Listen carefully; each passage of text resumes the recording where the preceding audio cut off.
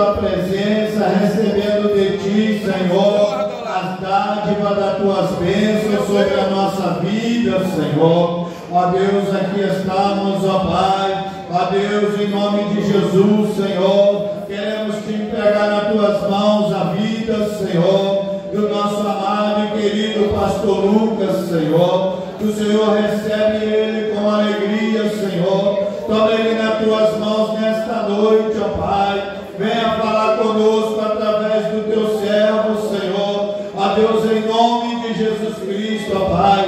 Prepara o coração de todos nesta noite, ó Pai. Aqui estamos para ouvir a tua voz, ó Pai, e viver sobre a luz da tua santa palavra. Eu te entrego o Lucas nas tuas mãos, ó Pai, em nome de Jesus Cristo. Amém e amém. Os irmãos recebam o pastor Lucas com uma salva de palmas para Jesus.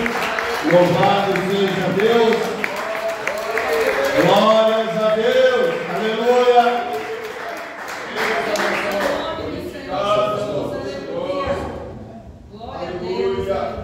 Graças a Deus. Salve a igreja na paz do Senhor Jesus. Amém. Amém. Quantos estão felizes com o Senhor? Diz amém. Amém. Louvado seja Deus. Estamos gratos ao Senhor, nosso Deus, por mais uma oportunidade que Ele nos concede de nós estarmos na sua casa. É sempre uma oportunidade ímpar, uma oportunidade a qual nós precisamos aproveitar, porque precioso é o tempo no qual nós adentramos no templo do Senhor para aprender dele. Precisamos reverenciar este momento, porque é preciosíssimo diante de Deus aquele que assim procede. Grande e bom é o depósito que tem aquele que deposita sempre a sua confiança e a sua gratidão por estar na presença de Deus. Amém? Amados irmãos, vamos meditar na palavra do Senhor aqui no livro do profeta Zacarias. Abra em Mateus e volte aí para Malaquias e antes para Zacarias. Livro do profeta Zacarias, no capítulo é o de número 11. Nós leremos a partir do verso de número 4, para a glória do nome do Senhor Jesus. Livro do profeta Zacarias, capítulo de número 11, no versículo de número 4 a seguir, para a glória do nome santo do Senhor. Enquanto procura, glorifique a Deus, a glória do Senhor Jesus, porque a presença do Senhor é real no meio da sua igreja, e é o Senhor quem opera em nós. Se o Senhor nada disser, nós nada aprendemos, mas se o Senhor usar de misericórdia para conosco, como sua igreja, nós aprenderemos aquilo que é útil, porque Ele disse uma certa feita a seu povo: atentai-vos, porque sou eu, o Senhor teu Deus, que te ensino aquilo que é útil, aquilo que precisas colocar em prática, aquilo que precisas observar. E assim nós estamos aqui desejosos para aprender de Deus aquilo que é útil para praticarmos a sua palavra. Quantos encontrados dizem amém? Amém. Livro do profeta Zacarias, capítulo 11, verso de número 4 a seguir, diz assim a palavra de Deus: assim diz o Senhor, o meu Deus: apacenta as ovelhas da matança, cujos possuidores as matam e não se tem por culpados, e cujos vendedores dizem: louvado seja o Senhor, porque ei enriquecido, e os seus pastores não têm piedade delas. Certamente não terei mais piedade dos moradores dessa terra, diz o Senhor, mas eis que entregarei os homens, cada um na mão do seu companheiro e na mão do seu rei. Eles ferirão a terra, e eu não os livrarei da sua mão. E eu apacentarei as ovelhas da matança, as pobres ovelhas do rebanho. E tomei para mim 2 varas, a uma chamei suavidade, a outra chamei laços, e apacentei as ovelhas, e destruí os 3 pastores no mês, porque se angustiou deles a minha alma, e também a sua alma teve fastio de mim. E eu disse: não vos apacentarei mais. O que morrer, morra. O que for destruído seja. E as que restarem comam cada uma a carne da sua companheira. E tomei a minha vara suavidade e a quebrei, para desfazer o meu concerto que tinha estabelecido com todos estes povos. E foi quebrada naquele dia, e conheceram assim os pobres do rebanho, que me aguardavam, que isso era a palavra do Senhor. E eu disse-lhes: se bem parecer aos vossos olhos, dai-me o que me é devido, e se não, deixai-o. E pesaram o meu salário 30 moedas de prata. O Senhor, pois, me disse: arroja isso ao oleiro, esse belo preço em que foi avaliado por eles. E tomei as 30 moedas de prata e as arrojei ao oleiro na casa do Senhor. Então quebrei a minha segunda vara, laços, para romper a irmandade entre Judá e Israel. E o Senhor me disse: toma ainda para ti o instrumento de um pastor insensato, porque eis que levantarei um pastor na terra, que não visitará a que estão perecendo, não buscará a desgarrada, e não sarará a doente, nem apacentará a sã, mas comerá carne da gorda, e lhe despedaçarás as unhas. Ai do pastor inútil que abandona o rebanho, a espada cairá sobre o seu braço e sobre o seu olho direito, o seu braço completamente se secará e o seu olho direito completamente se escurecerá. Bendito seja o Senhor dos exércitos, que vive para sempre. Oremos a Deus. Amantíssimo Deus e eterno Pai, grande é o Senhor e muito digno de louvor sobre toda a terra. A glória pertence ao Senhor, o louvor e o domínio pertence a Ti.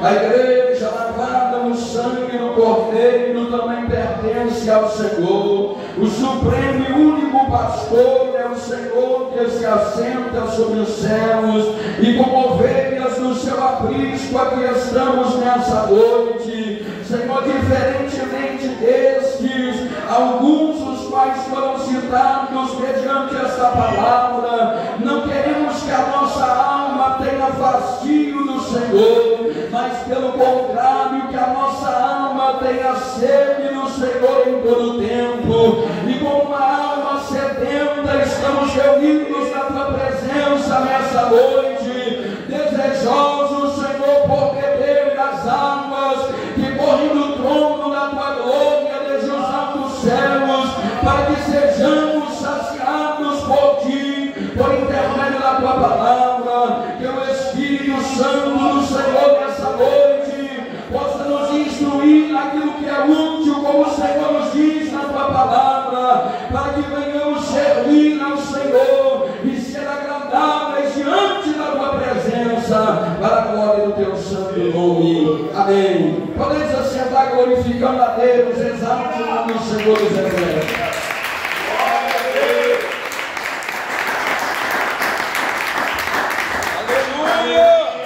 Glorificado e exaltado é o santo nome do Senhor, que vive e reina para todos sempre. Glórias a Deus. Amados irmãos, o Senhor nos traz nessa noite aqui uma palavra que não é recorrente. Muitas palavras que nós ouvimos aqui e das quais aprendemos da parte de Deus, muitas vezes são palavras recorrentes. Não que isso seja ruim, pelo contrário, se elas são recorrentes, significa que mesmo nós ouvindo tantas vezes, ainda precisamos aprender, porque senão o Senhor não direcionaria os seus servos e as suas servas para falar conosco uma palavra. Temos que ter um cuidado, que quando ouvimos uma palavra, geralmente uma palavra já conhecida, nós logo de imediato colocamos o nosso coração a essa palavra, eu já conheço, quem sabe talvez de cor o seu texto, mas nós temos ainda algo para aprender, porque senão Deus não nos falaria. O Senhor mesmo, por intermédio do profeta Isaías, um certo dia ele disse assim: prestai atenção, ó povo meu, porque sou eu, o Senhor, que te ensino aquilo que é útil. O que é inútil não provém de Deus. A palavra que não traz efeito no meio do povo do Senhor não provém de Deus. Mas se a palavra é de Deus, se nós somos povo de Deus, se nós somos ovelhas do seu rebanho, aquilo que ele nos fala é útil para nós. É útil para em qual sentido? No sentido que tenhamos vida, e não somente a vida de respirar sobre a terra, porque essa vida é boa, sim, é dada por Deus, sim, mas ela termina rápido. A palavra de Deus nos diz que a glória do homem é semelhante à flor da erva. Seca a erva, cai a flor, e não sabe mais aonde está a glória do homem, aonde está a glória da mulher. Mas o Senhor ele nos diz assim adiante: a palavra de Deus, ela permanece para sempre, e quem se firma é a palavra de Deus também permanece para sempre, porque encontra a vida abundante na pessoa bendita de Cristo Jesus. Nessa noite, amados, o Senhor nos traz aqui uma palavra que já há muito tempo eu não passava por ela, mas nessa quarta-feira, conversando ali com o pastor Sebastião me apresentou aqui essa palavra, e essa palavra bastante enigmática, ela chamou a atenção, e ela não é, amados irmãos, de uma compreensão fácil, pelo menos para mim, não é fácil a compreensão aqui dessa palavra. É uma riqueza de expressões, é uma riqueza de descrições sérias, é uma riqueza de uma palavra seríssima que Deus dera ao seu servo, o profeta Zacarias. E qual foi o período que Deus deu essa palavra a esse homem? O profeta Zacarias, amados irmãos, foi o profeta do Senhor, por um período de tempo contemporâneo do profeta Ageu. Ambos escreveram sob a direção do Senhor e foram incumbidos de uma tarefa árdua, foram incumbidos de uma tarefa dura em um momento difícil. Que momento era esse? O povo de Deus, ou melhor dizendo, parte do povo de Deus, tinha retornado de um cativeiro longo, tinham retornado de uma servidão de cerca de 70 anos, e eles tinham nessa servidão perdido a identidade de povo de Deus.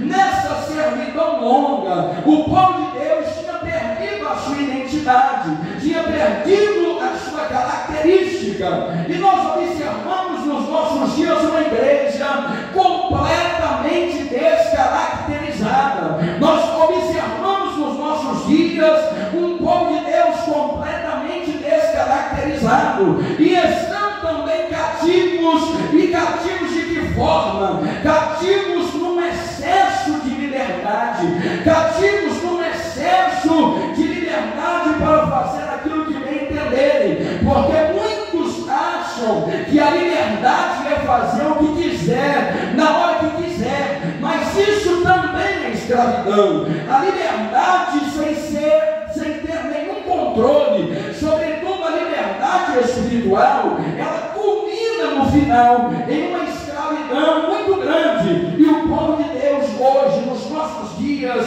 é um povo descaracterizado, e isso é triste, e isso é sério, porque nós vemos crentes em todo lugar, nós vemos crentes em todo canto. Antes esses crentes até carregavam a Bíblia, mas hoje eles já vão para os cultos e nem a Bíblia mais carregam. Ela já está no aplicativo, no telefone, ela já será projetada talvez num projetor multimídia no meio do templo, e o crente vai se descaracterizando ao longo do tempo, porque aqui não é um livro que nós carregamos, é uma espada, e o soldado não vai para a guerra com a espada virtual. O soldado não pode ir para a batalha confiando nas tecnologias sem ele tocar nada nas suas mãos. Mas nós não pertencemos a esse povo, nós não podemos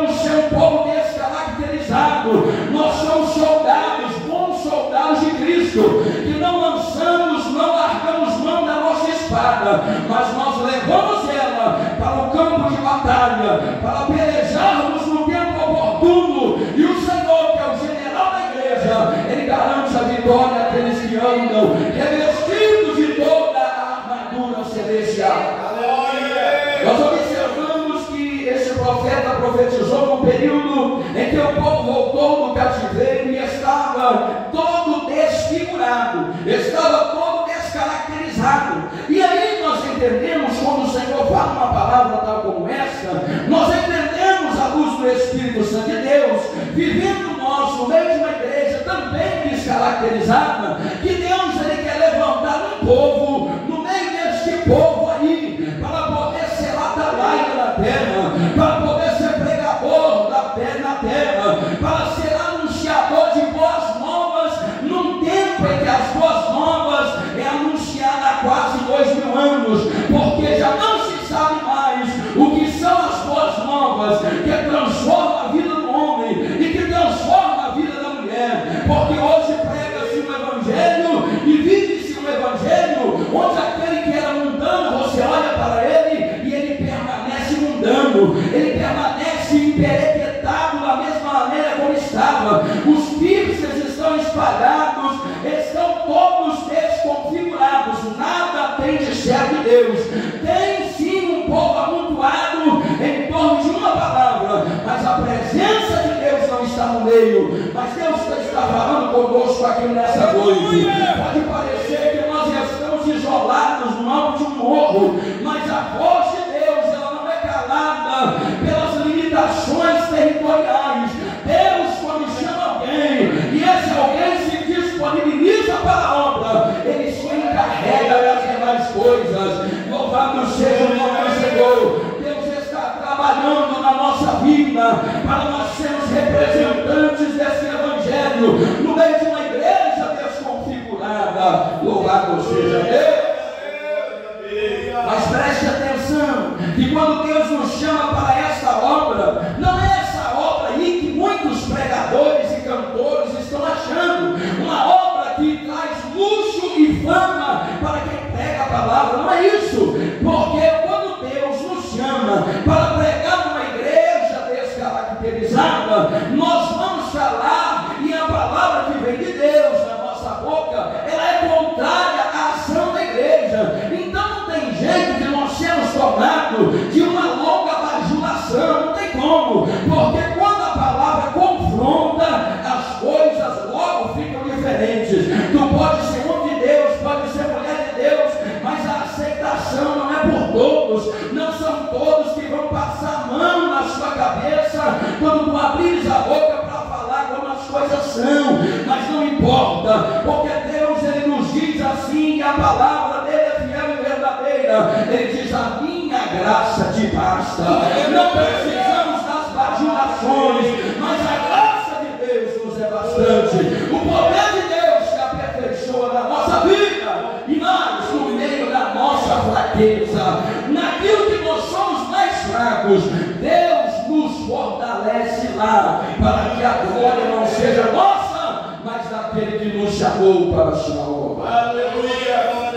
Então esse profeta estava pregando no meio desse povo, eles tinham voltado do cativeiro. Então haverá um período, amados, que muitos dos que estão andando como igreja de Deus, na contramão da palavra, à luz do Espírito Santo de Deus, eu posso entender isso, que eles tornarão a conhecer o evangelho que perderam, eles tornarão a recuperar uma identidade. Não são todos, mas tem gente que recuperará a sua identidade quando ouvir a voz de Deus. Então esse profeta, quando ele vai então falar com esse povo, eles voltaram no cativeiro e precisavam reconstruir o templo, reconstruir os muros da cidade, trabalhar de novo. Eles tinham que pegar nos alicerces das coisas de novo, restaurar as coisas de novo. E ao longo de 12 anos aproximadamente, eles estavam todos afastados da sua função. Ao longo de 12 anos, já que tinham sido despertados,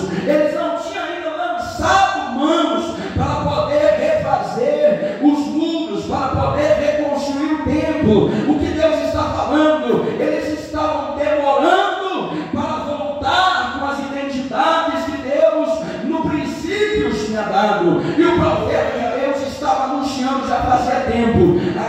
estamos no capítulo 11, o último capítulo desse livro é o capítulo 14. Ele já estava mais do que na metade do tempo que ele estava falando, mas Deus tinha uma palavra ainda para aquele povo, assim como Deus tem uma palavra para nós que servimos a Ele aqui nessa noite. Glória seja Deus.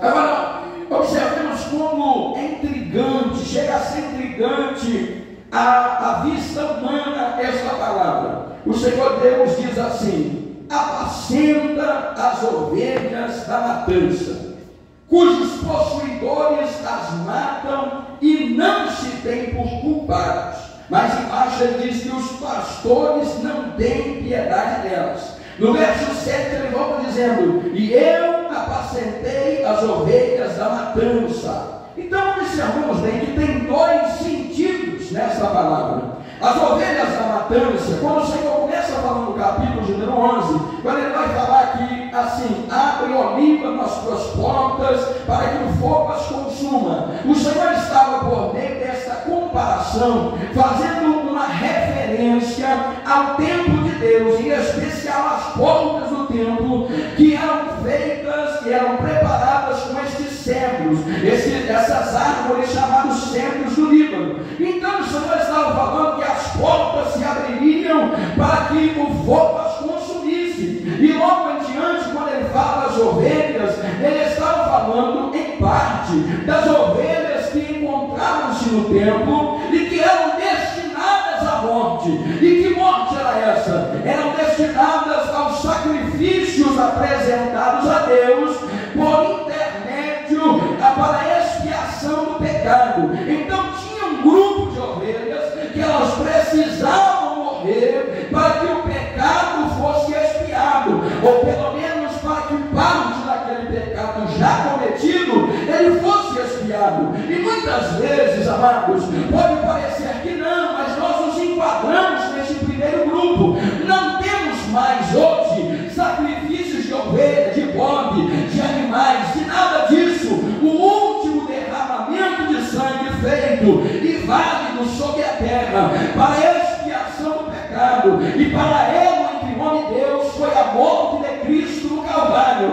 Com a sua ressurreição logo após, não existe mais sacrifício. Quando ele estava no madeiro, ele disse: está consumada a obra da salvação. E ele expiou por mim, e ele expiou por nós. Mas nós somos comparados com ovelhas de um aprisco, e nós também precisamos morrer se nós porventura queremos viver. E o que Deus está nos dizendo? Deus está nos dizendo que não vivemos mais nós, não é nós que vive, não é a minha vontade que me direciona, a vida que eu tenho não é minha, mas ela pertence a Cristo, porque como ovelha do seu aprisco, eu já morri para esse mundo, mas Cristo vive em mim para a glória de Deus.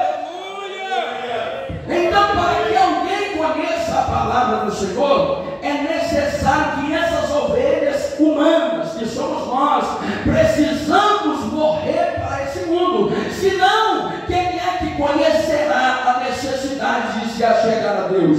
A primeira palavra desse culto, a palavra introdutória, foi uma palavra para se cumprir o ide. Mas quem cumprirá o ide se não morrer para esse mundo? Ninguém pode pregar sobre o céu se não morrer para a terra, porque quem é nascido na carne é carne, mas aquele que é nascido no Espírito é Espírito, e fala das coisas do Espírito, e vive nas coisas do Espírito, e profetiza do Espírito. Glórias ao nome do Senhor Jesus.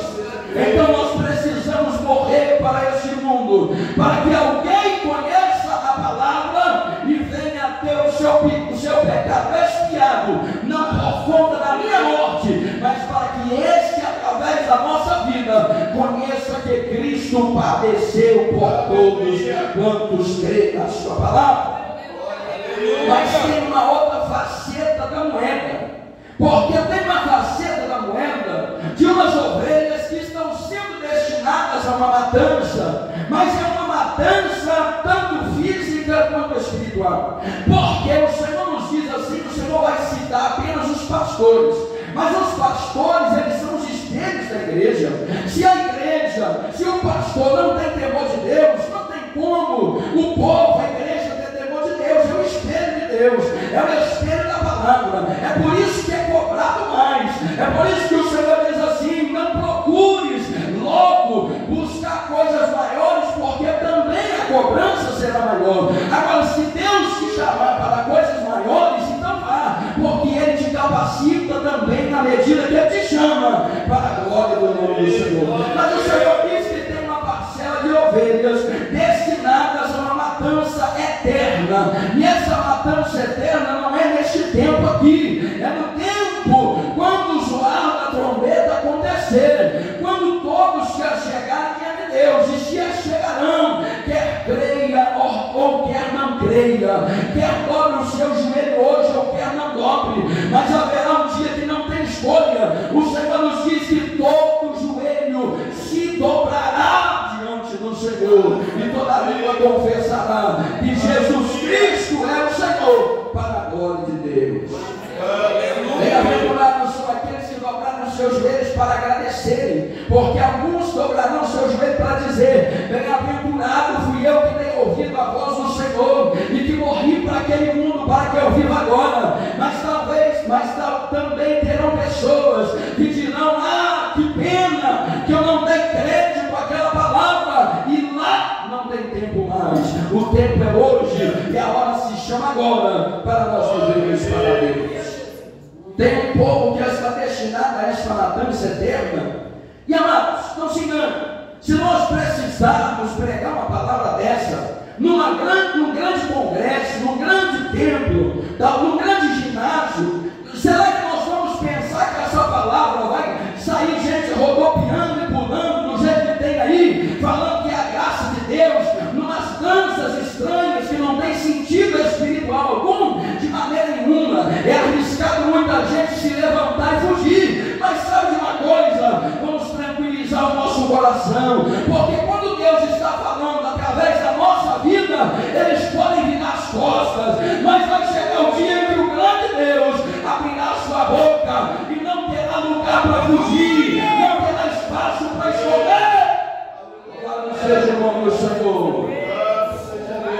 A alma destes que viram as costas para a palavra de Deus sente fastio do Senhor. Sabe o que é isso? Sentir fastio de Deus é quando a sã doutrina da palavra não é mais suportada. Estão fartos da doutrina, e agora já cumpre-se nos nossos dias aquilo que o Senhor falou por intermédio do apóstolo Paulo: já estão amontoando doutores para si mesmo, conforme a sua própria vontade. Estão fartos da verdade da palavra, e agora os pastores consagram a si mesmo como bispos, apóstolos, sem nem saber a referência de um cargo apostólico, porque só é apóstolo aquele que viu Cristo ressurreto, e o último foi o apóstolo Paulo, chamado e revelado por Cristo. Estão derramando azeite sobre a sua própria cabeça, mas para juízo e condenação eterna. E pena daqueles que seguem a esses, e pena daqueles que têm fastio da palavra de Deus,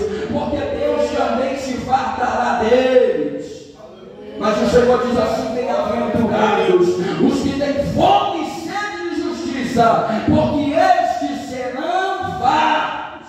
Serão fartos, não terão fastio, eles terão satisfação em receber da parte de Deus. O Senhor nos mostra no versículo número 7 que ele, como um pastor, ele configurando o pastor, ele diz que o pastor tomou duas varas, a uma chamou suavidade, ou seja, e a segunda chamou lascos.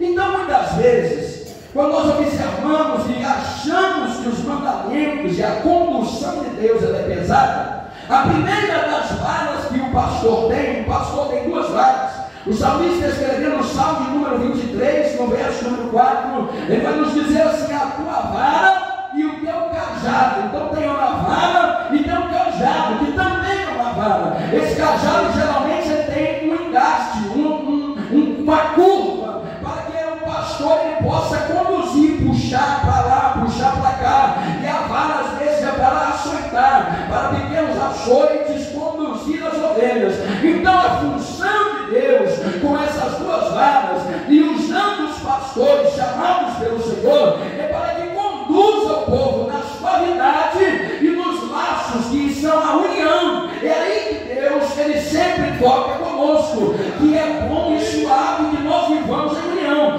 porque se estamos em união e comunhão uns com os outros, estamos debaixo da vontade de Deus, porque uma das varas da condução é a vara do laço, é a vara da união. Louvado seja o nome do Senhor. Mas se nós não formos achados embaixo desta condução, embaixo desses laços que nos unem, então a segunda vara, a vara da suavidade, ela há de nos açoitar. Louvado seja Deus. E ela só açoita aquele que o Senhor tem compromisso com ele, porque no verso número 10 o Senhor diz que ele pega a vara da suavidade e ele quebra para ele desfazer o conserto. Infelizmente tem ovelhas que já chegaram no estágio de tamanha afronta diante de Deus, que Deus já quebrou a vara da suavidade e não a usa mais. O conserto já foi quebrado. Mas louvado seja Deus, que hoje Deus nos trouxe aqui, e nós temos um pedido a fazer ao Senhor, que não passe de nós o teu Espírito,